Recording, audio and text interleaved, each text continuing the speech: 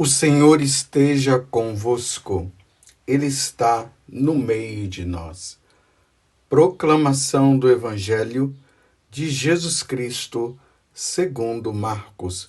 Glória a vós, Senhor. Naquele tempo, os discípulos de João Batista e os fariseus estavam jejuando. Então, vieram dizer a Jesus: por que os discípulos de João e os discípulos dos fariseus jejuam e os teus discípulos não jejuam? Jesus respondeu: os convidados de um casamento poderiam, por acaso, fazer jejum enquanto o noivo está com eles? Enquanto o noivo está com eles, os convidados não podem jejuar. Mas vai chegar o tempo em que o noivo será tirado do meio deles. Aí, então, eles vão jejuar. Ninguém põe um remendo de pano novo numa roupa velha, porque o remendo novo repuxa o pano velho e o rasgão fica maior ainda. Ninguém põe vinho novo em odres velhos, porque o vinho novo arrebenta os odres velhos, e o vinho e os odres se perdem. Por isso, vinho novo em odres novos. Palavra da salvação, glória a vós, Senhor. Meus irmãos e minhas irmãs, estamos no tempo comum. Recentemente saímos aí do tempo de Natal, onde Jesus nasceu. Depois ele foi apresentado aos pastores, depois aos 3 reis magos. Isso foi no dia da Epifania. Depois nós vimos Jesus sendo batizado e aí que ele começa a vida pública. Essa missão grandiosa de Jesus, que veio do céu para nos redimir, para nos salvar, para nos reconciliar com o Pai, para vencer a morte, vencer o pecado e vencer o diabo, o nosso grande inimigo. Porque ele odeia Deus, ele não se reconcilia com Deus e ele quer que nós pequemos para nós ofendermos a Deus também como ele ofende. E nós estamos aí nessa caminhada. Jesus agora está ali respondendo essa pergunta que os fariseus estão fazendo. Os discípulos de João jejuam e os seus discípulos não estão jejuando. Mas que história é essa? Se todos nós jejuamos, por que os seus discípulos vivem nesta vida dessa forma? Não há necessidade mais de jejuar? Então Jesus responde que uma vez que ele, sendo o noivo, porque é uma comparação que Jesus está fazendo, quando o noivo, a noiva, quando está ali na festa de casamento, todo mundo está feliz. E ali é uma festa. Imagine uma pessoa estando no casamento lá triste. Imagine os noivos tristes, os convidados tristes. Não existe isso. Numa festa de casamento só há alegria. Então Jesus agora ele faz a comparação, que ele é o noivo, a igreja, que somos nós, é a noiva. E uma vez que o noivo e a noiva estão ali, simbolizado entre ele e os apóstolos, só felicidade e só alegria. É por isso que o céu é sempre comparado como um casamento, como uma festa de casamento, justamente para nós entendermos a felicidade que é o céu. Mas aí Jesus continua dizendo, mas vai chegar um tempo em que o noivo será tirado do meio deles. Aí então eles vão jejuar. É importante notar o verbo que Jesus está usando. O verbo é tirar. Ele será tirado do meio deles. Aí eles vão jejuar. Eles vão entrar numa tristeza muito grande. Aí eles jejuarão. Então, tirado. Esse noivo será tirado. O noivo que é ele que está com a noiva, que é a igreja, mas representada ali por enquanto pelos apóstolos, está ali na maior alegria, mas no momento que o noivo for tirado, os apóstolos entrarão numa tristeza muito grande. Mas como é que vai acontecer isso? Aí nós vamos perceber isso justamente naquela sexta-feira santa, que foi antecipado também na quinta-feira, onde Jesus foi julgado ali pelo Sinédrio de forma injusta. Aí Jesus celebra a última ceia com os apóstolos e ali ele institui os dois sacramentos, o sacramento do sacerdócio e o sacramento da Eucaristia. E aí, no dia seguinte, ou melhor, durante a noite, acontece a traição de Judas. Judas entrega nosso Senhor nas mãos ali do Sinédrio. Jesus é julgado, é condenado pelo Sinédrio, mas eles precisavam levar Jesus para Pilatos para completar essa obra maligna que seria de matá-lo. Como o Sinédrio não podia matar, ou melhor, a parte civil, a parte religiosa não podia fazer isso, eles levam para a parte civil e entrega nas mãos de Pilatos e força Pilatos a matar. E aí Jesus é oferecido em sacrifício. Lembrando que Pilatos poderia muito bem dizer, eu não vou matar ele porque ele é inocente, e Pilatos tinha visto isso. Mas com medo do pessoal levar o nome dele para César e ele ser punido por César, porque Jesus se dizia ser rei, e para ele rei era César. Então, para ele não ser punido, ele lava as mãos e entrega a Jesus. E aí nós vamos vendo. Primeiramente, aquele julgamento severo.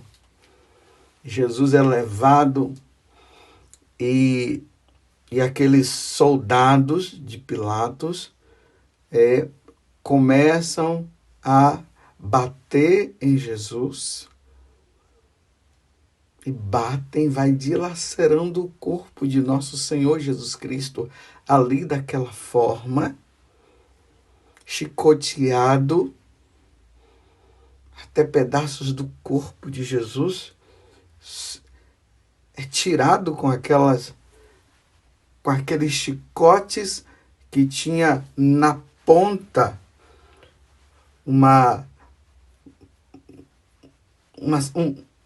um ferrinho com umas pontinhas que quando batia, não somente cortava, mas tirava pedaço do corpo. Depois eles mandam parar, porque não era ali que ele deveria morrer. Ele deveria morrer na cruz. E aí é levado para Pilatos. Pilatos tenta fazer de tudo para Jesus não ser crucificado. Aí o pessoal começa a dizer crucifica-o, crucifica-o, crucifica-o. e Jesus é trocado. Pilatos tenta fazer de tudo mais uma vez, então diz que na Páscoa geralmente se deixava soltar uma pessoa, se eles não queriam, então, no caso, prender, deixar Barrabás preso para que Jesus pudesse ser solto, e eles continuaram dizendo: crucifica-o, crucifica-o. E aí Pilatos lava as mãos e dá a sentença dele ser crucificado. Aí Jesus vai passando por aquelas ruas de Jerusalém até chegar lá fora das muralhas, aonde estava o Calvário, aquele monte chamado Monte da Caveira, e ali Jesus, depois de ter levado aquela cruz pesada às costas, ele deita e eles começam a crucificá-lo, e aí Jesus é erguido e ali ele fica crucificado e pede perdão ao Pai por nós. Pai, perdoa-lhes porque não sabem o que fazem. E depois ele diz: em tuas mãos eu entrego o meu espírito. E aí ele salva a todos nós. É diante de toda esta situação que agora os discípulos entram numa atitude de penitência, de jejum, de oferecimento junto com Jesus. Aí dá para entender agora quando Jesus diz: quando ele for tirado do meio do povo, aí eles irão jejuar. Porque enquanto os noivos estão com eles, os convidados não podem jejuar, mas vai chegar o tempo, e o tempo é esse que eu acabei de narrar para vocês, em que o noivo será tirado do meio deles. Aí então eles vão jejuar. Jesus se oferece em sacrifício. Ele é o sumo sacerdote. A única forma de Jesus nos redimir era se oferecendo em sacrifício pela nossa redenção. Aí o salmo de hoje vai nos dizer: tu és sacerdote eternamente, segundo a ordem do rei Melquisedeque. Os sacerdotes da antiga aliança e também os sacerdotes pagãos, eles pegavam um animal e ofereciam em sacrifício para aplacar a ira de Deus. Era assim que era feito. E existiam também religiões mais paganizadas ainda, que eles ofereciam sacrifício de pessoas. Pegavam uma virgem, colocava no altar e ela era morta, ela era entregue. Lá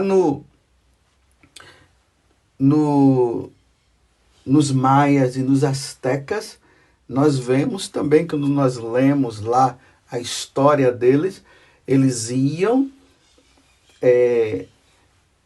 em determinados lugares, naquelas lutas, eles dominavam as pessoas e levavam aquelas pessoas escravas para serem oferecidas em sacrifício para aplacar a ira dos deuses astecas.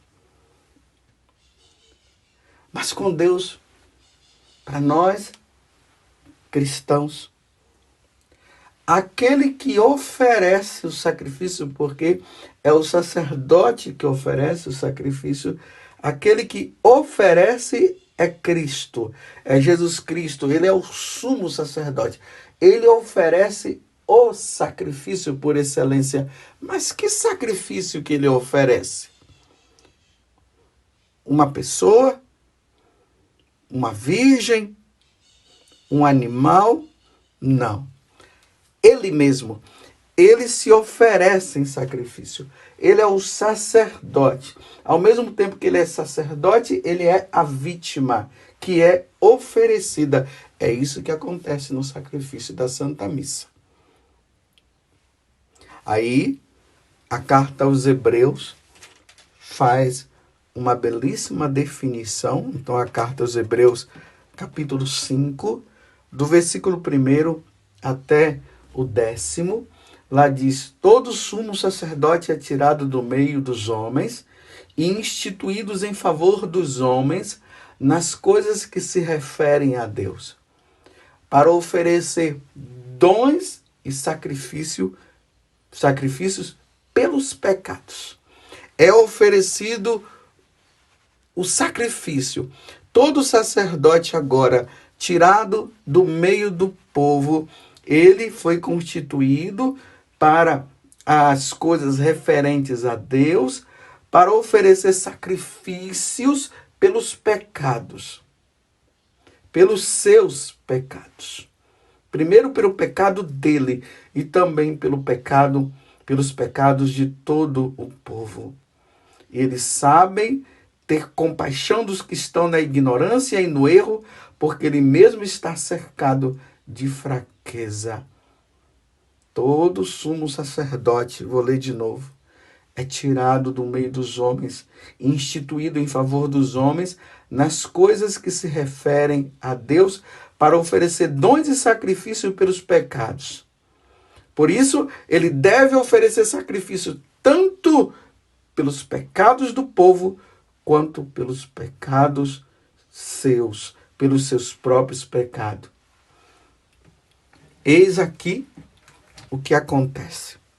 Jesus, ele é o sacerdote que oferece o sacrifício à vítima, que é ele mesmo, pelos nossos pecados. Jesus não ofereceu pelos pecados dele. Mas todos nós sacerdotes, eu, por exemplo, o seu pároco, quando está ali na celebração da Eucaristia, na Santa Missa, os dons são colocados ali no altar, que serão transubstanciados no corpo e no sangue de Jesus, que será oferecido em sacrifício pela minha redenção e pela sua redenção. Você compreendeu? Quando Jesus foi tirado, ele foi tirado para isso quando o Verbo divino se encarnou, ou seja, a segunda pessoa da Santíssima Trindade. Ele veio à Terra, ele veio para este momento. É interessante que Santo Afonso Maria de Ligório, ele diz o seguinte, que Jesus ele veio do céu para celebrar a missa. Ele desceu do céu para isso. Ele vem, o Verbo se faz carne, Deus se faz homem, para que ele tenha esse corpo para ser oferecido em sacrifício por mim e por você, por todos nós. E o sacerdote devidamente ordenado pela Igreja Católica, só ele é capaz de fazer esse oferecimento, porque ele é o outro Cristo, ou melhor, ele é o Cristo. É o Cristo que se oferece naquele momento. Então, na hora que você está ali participando da Santa Missa, e está lá aquele padre que foi tirado do meio do povo, que você viu até a ordenação dele, você participou. De repente você acompanhou ele em todo o processo. Ele morava aí na sua cidade, de repente ele sentiu o chamado, porque é Deus quem chama, não é ele mesmo que vai, é Deus quem chama. Ele entrou no seminário, passou por aqueles anos de estudos, você viu o dia em que ele foi ordenado diácono, depois ele foi ordenado sacerdote pelo bispo, o bispo ordenou, e agora ele está ali no altar, em frente ao altar, aquele altar, ali naquela igreja, na igreja matriz ou naquela capela, aquele altar que está ali, o povo leva as ofertas são colocadas naquele altar. Aquele altar ali é a cruz de Cristo, é o Calvário. E ali as ofertas são colocadas e o sacerdote vem e faz aquele oferecimento e aquela oferta do pão e do vinho. Na hora que ele impõe as mãos, a epíclase, o Espírito Santo vem sobre aquelas ofertas e ali é transubstanciado no corpo e no sangue de nosso Senhor Jesus Cristo. Aqui nós vamos lembrando a Quinta-feira Santa, foi isso que aconteceu. Isto é meu corpo, isto é meu sangue. E ali Jesus é oferecido pela nossa redenção. Aquele sacerdote que está ali, que você conheceu, que talvez você tenha visto ele quando ele nasceu, você foi companheiro dele, você foi amigo dele. Em um determinado momento, Jesus o chamou e ele foi. Agora, aquele amigo seu, ele está ali, ele é a pessoa de Cristo que está oferecendo o Senhor pela nossa redenção. Meu Deus, que mistério! Que mistério! Deus poderia ter chamado os anjos para que isso fosse feito, mas não. Ele quer que seja nós mesmos. Ele faz com que o homem seja esse Cristo que oferece o sacrifício pela nossa redenção. Meus irmãos, não deixem de participar da missa. E nos tempos que nós estamos vivendo hoje, nós precisamos aí participar mesmo da missa com toda a intensidade. E nós, sacerdotes, precisamos cada vez mais levar a sério a nossa vocação, oferecer, porque os tempos são maus. Os tempos só não estão piores, meus irmãos, porque o sacrifício de nosso Senhor Jesus Cristo é renovado todos os dias, toda hora, em todo momento. Aí, claro, Satanás sabe disso. Satanás sabe da importância da Santa Missa. Ele sabe a importância do sacerdote, daquele amigo seu que foi escolhido pelo Senhor e que agora está oferecendo sacrifício. Ele sabe a importância. Aí o que é que ele está fazendo? Ele está procurando denegrir a imagem do sacerdote, justamente para você não participar da missa, para não ter missa. E aí nós vamos entendendo o porquê que nas aparições de Nossa Senhora, ela fala das perseguições que virão, e as perseguições que virão serão justamente aos bispos e sacerdotes, porque não tendo bispo e não tendo sacerdote, não vai ter missa, não tem atualização do sacrifício. Mas graças a Deus, né, as portas do inferno não vão prevalecer contra a igreja. Isso não vai acontecer, de faltar sacerdote, mas haverá uma investida muito grande de Satanás para derrubar, para acabar com os sacerdotes. Talvez até agora você que está me ouvindo, você seja uma pessoa que está revoltada com algum padre. Mas vejam só, não é para você ficar revoltada com os padres nem com os bispos. É para você rezar pela... Até mesmo, é engraçado dizer isso, né? Mas rezar até pela nossa conversão, rezar pela minha conversão. Para que nós sejamos sacerdotes, para que nós possamos exercer a nossa missão mesmo de padre, para que nós celebremos a missa com zelo. Para que nós entendamos a nossa missão cada vez mais. Que nós somos tirados do meio do povo para oferecer sacrifícios pelos nossos pecados e pelos pecados da humanidade, para que o céu possa se abrir para todos nós.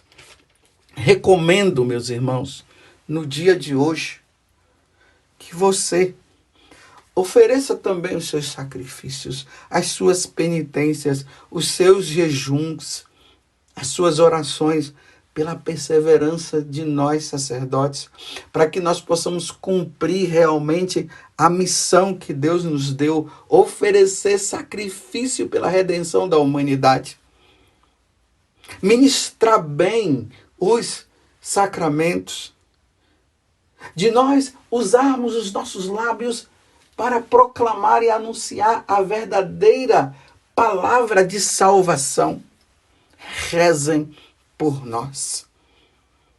É tempo disso. Então, uma vez que Jesus fala que quando ele fosse tirado, aí as pessoas iriam jejuar. Então, meus irmãos, nós estamos vivendo em tempos de penitência, de muita penitência. É tempo de jejum. É só você olhar ao seu redor, veja a situação do mundo, veja a situação do nosso país, vejam como as coisas estão. É preciso ter missa, muitas missas para serem celebradas.